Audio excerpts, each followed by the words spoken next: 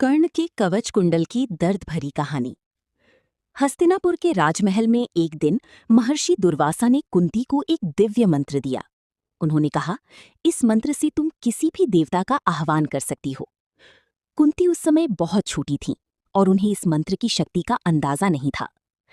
एक सुबह उगते सूरज की लालिमा के बीच कुंती नदी किनारे खड़ी होकर सूर्यदेव का आह्वान करने लगी।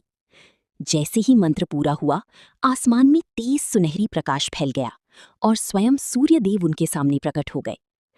सूर्यदेव की दिव्य तेज को देखकर कुंती डर गईं, लेकिन अब मंत्र का प्रभाव रोका नहीं जा सकता था।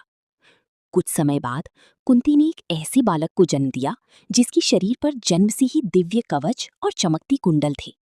वो बालक था महाभारत का महान योद्धा कर्ण। कर्ण का कवच कुंडल कोई साधारण आभूषण नहीं था। वो उसे हर अस्त्र शस्त्र से अजेय बनाता था। युद्ध भूमि में जब तीर उसकी ओर बढ़ते तो उसका दिव्य कवच उन्हें रोक देता था। लेकिन देवताओं के राजा इंद्र जानती थी कि जब तक कर्ण के पास ये कवच कुंडल है, उसे हराना लगभग असंभव है।